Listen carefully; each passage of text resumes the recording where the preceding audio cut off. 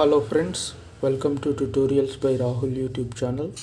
Friends, ఈ వీడియోలో మనం పార్షియల్ ఫ్రాక్షన్స్లోని టైప్ 7 క్వశ్చన్స్ని డిస్కస్ చేద్దాం. టైప్ 7 అంటే ఒక క్వశ్చన్ ఈ విధంగా ఉంటుంది. ఈ విధంగా ఉంటే దాన్ని మనం టైప్ 7 క్వశ్చన్ అని అంటాం. సో క్వశ్చన్ ఈ విధంగా ఉంటే ఈ ఆర్హెచ్ఎస్ సైడ్ ఉంది చూడండి, ఈ విధంగా మనం పార్షియల్ ఫ్రాక్షన్స్ లెక్క దాన్ని ఎక్స్పాండ్ చేయడం జరుగుతుంది. ఓకే, దీనికి మీరు ఇప్పుడు ఒక ఎగ్జాంపుల్ చూడండి. ఈ ఎగ్జాంపుల్ 1 అనేటువంటిది ఈ విధంగా ఉంది. ఈ విధంగా ఉంటే దాన్ని మనం పార్షియల్ ఫ్రాక్షన్స్ లెక్క ఎలా రీసాల్వ్ చేయాలో చూద్దాం. సో ఇచ్చినటువంటి ఈ ఫార్ములా ప్రకారం క్వశ్చన్ని ఈ విధంగా ఎక్స్పాండ్ చేయడం జరిగింది పార్షియల్ ఫ్రాక్షన్స్ లెక్క. ఇప్పుడు ఏం చేయాలి? ఏబీసీ వాల్యూస్ని ఫైండ్ అవుట్ చేయాలి. అది ఎలా చేయాలో ఇప్పుడు చూద్దాం. సో ఇక్కడ ఏబీసీ వాల్యూస్ని ఫైండ్ అవుట్ చేయాలంటే ఫస్ట్ మనం ఏం చేయాలి? వీటికి ఈ డినామినేటర్ టర్మ్స్కి ఫస్ట్ ఎల్సిఎం చేసి దీన్ని యాడ్ చేయాలి. సో వీటికి ఎల్సిఎం చేస్తే మనకి ఇది వస్తుంది. దాన్నే మనం ఇక్కడ రాసాం. సో ఇటు దిక్కు టర్మ్కి డినామినేటర్, ఇటు దిక్కు టర్మ్కి డినామినేటర్ ఇవి సేమ్ ఉన్నాయి కదా, సేమ్ ఉన్నాయి కాబట్టి క్యాన్సిల్ అయినాయి. క్యాన్సిల్ అయితే నెక్స్ట్ ఏం మిగిలినాయి? న్యూమరేటర్సే మిగిలినాయి. ఓకే, ఈ న్యూమరేటర్ ఈక్వల్స్ టు ఈ న్యూమరేటర్, దాన్నే మనం ఇక్కడ రాసాం. సో ఇక్కడ ఈ న్యూమరేటర్లో ఈ టర్మ్స్ ఎలా వచ్చాయో ఇప్పుడు చూద్దాం. ఈ x-2 టేబుల్లో ఇది మొత్తం ఎప్పుడు మల్టిప్లై అవుతుంది అంటే ఈ x-2ని x²+4తో మల్టిప్లై చేస్తేనే కదా ఈ మొత్తం టర్మ్ వచ్చేది. అందుకే మనం x²+4 ఇంటూ ఈ ఏ రాయడం జరిగింది. ఓకే, నెక్స్ట్ ఈ x²+4 టేబుల్లో ఈ మొత్తం టర్మ్ ఎప్పుడు వస్తుంది అంటే x²+4ని ఈ x-2తో మల్టిప్లై చేస్తేనే కదా ఈ మొత్తం టర్మ్ వచ్చేది. అందుకే మనం x-2 ఇంటూ ఈ న్యూమరేటర్ టర్మ్ని ఇక్కడ రాయడం జరిగింది. ఈ విధంగా ఈ మొత్తం న్యూమరేటర్ టర్మ్ వచ్చింది. ఓకే, ఈ డినామినేటర్ క్యాన్సిల్ అయితే ఈ న్యూమరేటర్ ఈక్వల్స్ టు ఈ న్యూమరేటర్, అదే మనం ఇక్కడ రాస్తాం. సో దీన్ని తర్వాత ఈ స్టెప్ని ఎక్స్పాండ్ చేస్తే ఈ ఈక్వేషన్ 2 అనేటువంటిది వస్తుంది. ఓకే, ఈక్వేషన్ 2లో ఫస్ట్ ఏం చేయాలంటే x² coefficients both sides compare చేయాలి. ఓకే, ఇటు దిక్కు x² టర్మ్ ఏముంది? 1 ఉంది. ఇటు దిక్కు ఇది ఉంది కదా, x² యొక్క కోఎఫిషియంట్ ఇటు దిక్కు 1 ఉంది. So that 1 is equals to ఇటు దిక్కు x² యొక్క కోఎఫిషియంట్ ఏముంది? a+b, దాన్నే మనం ఇక్కడ రాసాం. Okay, 1 equals to a+b. So దీని నుంచి మనకేమొస్తుంది? a ఈక్వల్స్ టు 1 - b అని రాయొచ్చు కదా. దీన్ని ఈక్వేషన్ 3 అనుకున్నాం. నెక్స్ట్ ఏం చేయాలంటే compare the coefficients of x⁴1 on both sides in equation 2. ఈ ఈక్వేషన్ 2లో x⁴1 టర్మ్ యొక్క కోఎఫిషియంట్స్ని బోత్ సైడ్స్ కంపేర్ చేయాలి. ఇటు దిక్కు x⁴1 టర్మ్ ఏముంది? ఏం లేదు కదా, అందుకే మనం 0 అని రాసాం. ఓకే, నెక్స్ట్ ఇటు దిక్కు x⁴1 టర్మ్ ఏముంది? -2b + c ఉంది. ఓకే, దాన్ని మనం ఇక్కడ రాసాం. 0 ఈక్వల్స్ టు -2b + c. ఈ -2bని అటు సైడ్ పంపిస్తే ఏమొస్తే +2bగా, అందుకే c ఈక్వల్స్ టు +2b అని రాసాం. దీన్ని ఈక్వేషన్ 4 అనుకున్నాం. నెక్స్ట్ ఏం చేయాలంటే compare the coefficients of x⁴0 on both sides in equation 2. ఇంతకుముందు x² కోఎఫిషియంట్స్ కంపేర్ చేసినాం, మళ్ళీ x⁴1 కోఎఫిషియంట్స్ కంపేర్ చేసినాం, ఇప్పుడు x⁴0 కోఎఫిషియంట్స్ కంపేర్ చేయాలి. సో ఇటు దిక్కు x⁴0 కోఎఫిషియంట్ ఎంత? 1. So that 1 is equals to ఇటు దిక్కు ఎంత? x⁴0 coefficient 4a - 2c. 4a - 2c, దాన్నే మనం ఇక్కడ రాయడం జరిగింది. ఓకే, ఇంతకుముందు వచ్చినటువంటి a ఈక్వల్స్ టు 1 - bని, c ఈక్వల్స్ టు 2bని దీంట్లో సబ్స్టిట్యూట్ చేసినాం అనుకో, మనకు ఫైనల్గా b ఈక్వల్స్ టు ఏమొస్తుంది? 3/8 అనేటువంటిది వస్తుంది. ఓకే, ఇంతకుముందు a c వాల్యూస్ని దీంట్లో సబ్స్టిట్యూట్ చేస్తే b ఈక్వల్స్ టు 3/8 వస్తుంది. ఈ b ఈక్వల్స్ టు 3/8 దీంట్లో సబ్స్టిట్యూట్ చేసినాం అనుకో ఏ వాల్యూ వస్తుంది. Okay, a equals to 5/8.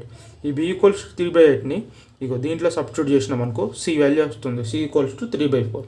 Okay, మనకి ఈ విధంగా ఏబిసి వాల్యూస్ తెలిసినాయి. ఓకే, ఏబిసి, ఈ ఏబిసి వాల్యూస్ని ఈ ఈక్వేషన్ 1లో సబ్స్టిట్యూట్ చేసినాం అనుకోండి, అదే దీని యొక్క ఆన్సర్. సో ఈక్వేషన్ 1లో సబ్స్టిట్యూట్ చేస్తే మనకి ఏమొస్తుంది? ఫైనల్గా ఈ ఎక్స్ప్రెషన్ వస్తుంది. ఓకే, ఇదే దీని యొక్క ఆన్సర్. ఇది ఏ, ఇది బి, ఇది సి. ఓకే, ఈ టైప్ ఆఫ్ క్వశ్చన్ ఉంటే టైప్ 7 అంటే క్వశ్చన్ అనేటువంటిది ఈ విధంగా ఉంటే మనం ఈ విధంగా పార్షియల్ ఫ్రాక్షన్ లెక్క సాల్వ్ చేయడం జరుగుతుంది. ఓకే, దీనికి షార్ట్ కట్ ప్రొసీజర్ అంటే ఏ విధంగా ఉంటుందో ఇప్పుడు చూద్దాం. సో క్వశ్చన్ అనేటువంటిది ఎప్పుడైతే bx + c ఈ ఫామ్లో కన్వర్ట్ అయిందో దానికి షార్ట్ కట్ ప్రొసీజర్ అనేటువంటిది ఉండదు. కానీ ఇక్కడ ఇది ఒక్కటే ఫామ్ లేదు కదా, ఇది కూడా ఈ ఫామ్ కూడా ఉంది కదా. సో ఈ ఫామ్లో ఉంటే మనకు షార్ట్ కట్ ప్రొసీజర్ తెలుసు, కానీ ఈ ఫామ్లో ఉంటే షార్ట్ కట్ ప్రొసీజర్ అనేటువంటిది ఉండదు. సో ఆల్రెడీ ఒక ఫామ్కి షార్ట్ కట్ ప్రొసీజర్ తెలుసు కాబట్టి దాన్ని మనం ఇక్కడ అప్లై చేస్తే క్వశ్చన్ అనేటువంటిది కొంచెమన్నా సైజ్ అనేటువంటిది తగ్గుతుంది కదా, కొన్ని స్టెప్స్ అన్న రెడ్యూస్ అవుతాయి కదా. సో అందుకే మనం ఏని సో ఈ విధంగా ఎక్స్పాండ్ చేసి ఈక్వేషన్స్ ఫామ్ చేసినా మనకు ఏబిసి వాల్యూస్ వస్తాయి. సో ఏ అనేటువంటిది త్వరగా కావాలనుకోండి వాల్యూ, అంటే తొందరగా ఏ వాల్యూ అనేటువంటిది ఏ విధంగా వస్తుందో ఇప్పుడు మనం చూద్దాం. సో ఇక్కడ చూడండి, ఫస్ట్ ఇదే కదా ఇచ్చినటువంటి క్వశ్చన్ ఇది మొత్తం. సో దీంట్లో ఇంతకుముందు ఈ విధంగా క్వశ్చన్ అనేటువంటిది రాస్తాం. ఏ కింద ఏముంది డినామినేటర్ x-2 ఉంది. దీన్ని 0కి ఈక్వల్ చేస్తే ఏమొస్తుంది, x-2 = 0, అంటే x=2 వస్తుంది. ఈ x=2ని ఈ x-2 దీంట్లో కాకుండా దీన్ని క్లోజ్ చేయాలి. దీనికి ఒక డినామినేటర్ ఏముంది ఏ కింద x-2 కదా.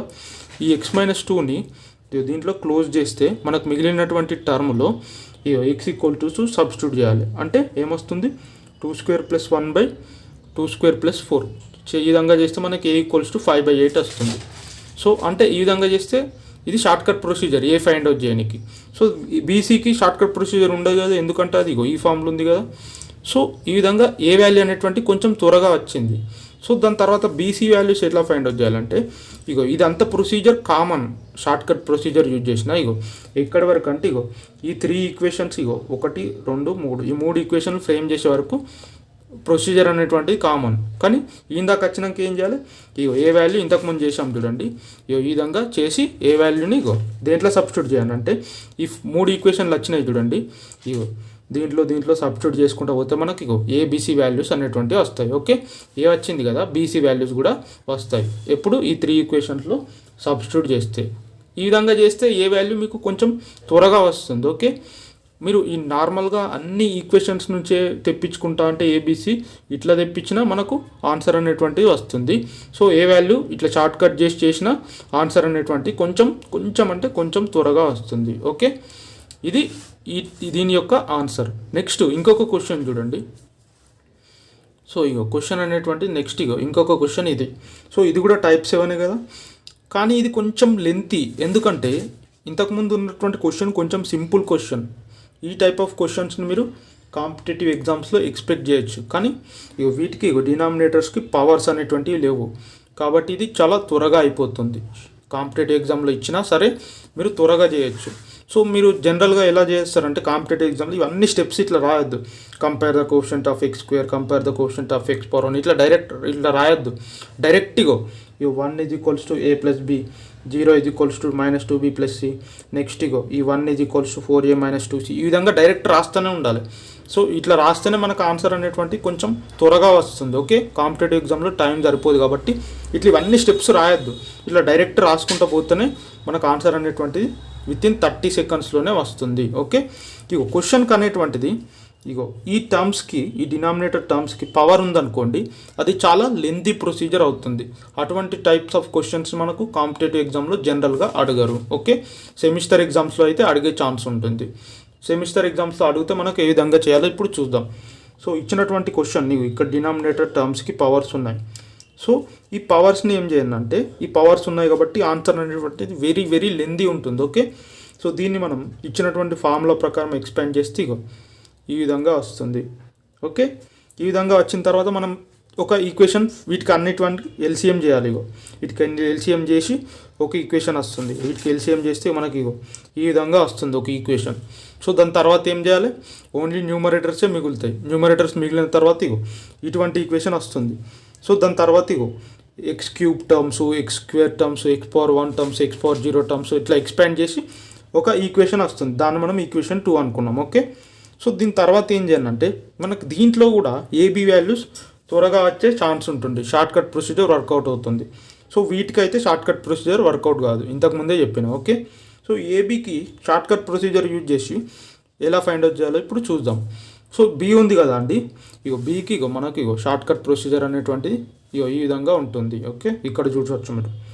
సో బీకి షార్ట్ కట్ ప్రొసీజర్ ఇది యూజ్ చేయొచ్చు, లేకపోతే ఇది యూజ్ చేయొచ్చు. నెక్స్ట్ ఏ ఉంది కదా అండి, ఈ ఏకి షార్ట్ కట్ ప్రొసీజర్ ఏంటిదంటే ఇది. సో ఈ విధంగా దీనికి డిఫరెన్షియేషన్ చేసి వచ్చినటువంటి టర్మ్లో x = 1 సబ్స్టిట్యూట్ చేస్తే సో ఫైనల్గా వచ్చేది మనకు ఏ వాల్యూ. ఓకే, ఏ వాల్యూ వస్తుంది ఒకటి. ఈ ఏ వాల్యూ వచ్చినాక ఈ బి వాల్యూ కూడా షార్ట్ కట్ ప్రొసీజర్ ద్వారా వచ్చాయి. సో ఇవి కొంచెం లెంతీ ఉంటుంది. నేను ఇంతకుముందే చెప్పిన, అంటే A B values shortcut procedure ద్వారా చేసిన సో కొంచెం లెంతీగా అయితే ఉంటుంది. ఓకే, అందుకే మీరు నార్మల్ ప్రొసీజర్ యూజ్ చేసినా ఇదే లెంత్ ఉంటుంది. ఈ క్వశ్చన్కి షార్ట్ కట్ ప్రొసీజర్ యూజ్ చేసినా ఇదే లెంత్ ఉంటుంది. ఓకే, ఈ ఏబి వాల్యూస్ ఫైనల్గా షార్ట్ కట్ ప్రొసీజర్ ద్వారా వచ్చినాక ఏం చేయాలి, ఈ ఈక్వేషన్ ఫ్రేమ్ చేస్తాం కదండి, ఈక్వేషన్ 2. దాని తర్వాత కోఎఫిషియంట్ కంపారిజన్ చేసి డిఫరెంట్ ఈక్వేషన్ ఫ్రేమ్ చేస్తాం కదా, అంటే ఎక్స్ క్యూబ్ కోఎఫిషియంట్ కంపేర్ చేస్తే ఒక ఈక్వేషన్ వస్తుంది, ఎక్స్ స్క్వేర్ కోఎఫిషియంట్ కంపేర్ చేస్తే ఒక ఈక్వేషన్ వస్తుంది. ఈ విధంగా డిఫరెంట్ ఈక్వేషన్స్ వస్తాయి కదా. ఆ ఈక్వేషన్స్లో ఇగో ఏబి వాల్యూస్ సబ్స్టిట్యూట్ చేస్తే మనకు సిడిఈఎఫ్ వాల్యూస్ వస్తాయి. ఓకే, వీటి ఆన్సర్ ఎంతనో ఏబిసిడిఈఎఫ్ వాల్యూస్ ఎంతనో మనకు మీరు కామెంట్ సెక్షన్లో ఈ ప్రొసీజర్ ద్వారా సాల్వ్ చేసి చెప్పండి. ఓకే, మీరు ఏబి వాల్యూస్ని ఇగో ఈ విధంగా ఫైండ్ అవుట్ చేయకున్నా సరే. సో ట్రెడిషనల్ ప్రొసీజర్ అంటే డైరెక్ట్ ఇగో ఈ ఈక్వేషన్స్ వస్తాయి చూడండి, ఎక్స్ క్యూబ్ కోఎఫిషియంట్ కంపేర్ చేస్తే ఒక equation, X square coefficient compare చేస్తే ఒక ఈక్వేషన్. సో ఆ ఈక్వేషన్స్ని సాల్వ్ చేసినా సరే మీకు ఏబి వాల్యూస్ వస్తాయి. లేకపోతే మీరు ఇట్లా చేసినా సరే, ఈ విధంగా చేసినా ఈ షార్ట్ కట్ ప్రొసీజర్ యూజ్ చేసినా ఏబి వాల్యూస్ వస్తాయి. ఈ ఏబి వాల్యూస్ని ఇగో ఫైనల్గా మిగతా ఈక్వేషన్లో సబ్స్టిట్యూట్ చేస్తే సిడిఈఎఫ్ వాల్యూస్ వస్తాయి. ఓకే, మీరు ఇగో ఇంతకుముందు ఇగో ఈ షార్ట్ కట్ ప్రొసీజర్స్ ఉన్నాయి చూడండి, వీటిని మనం ఎలా సాల్వ్ చేసాలో మీకు ఇంకా ఇన్ఫర్మేషన్ డీటెయిల్గా వీటి యొక్క ఎక్స్ప్లెనేషన్ కావాలంటే ఇంతకుముందు వీడియోస్లో మనం వీటి గురించి ఈ type of short cut procedures గురించి డిస్కస్ చేయడం జరిగింది. ఎవరైతే ప్రీవియస్ వీడియోస్ చూడలేదో ఆ వీడియోస్ చూస్తే మనకి ఇగో ఈ షార్ట్ కట్ ప్రొసీజర్ ఎలా చేయాలో అర్థమవుతుంది. ఓకే ఫ్రెండ్స్, ఇప్పుడు మీరు ఈ క్వశ్చన్కి ఏబిసిడిఈఎఫ్ వాల్యూస్ ఫైండ్ అవుట్ చేసి కామెంట్ సెక్షన్లో తెలపండి. ఓకే ఫ్రెండ్స్, మీకు గనక ఈ వీడియో నచ్చినట్లయితే లైక్ చేయండి, షేర్ చేయండి, మరియు మన ఛానల్ని సబ్స్క్రైబ్ చేసి పక్కనే ఉన్న బెల్ ఐకాన్ని ప్రెస్ చేయండి. Thank you for watching.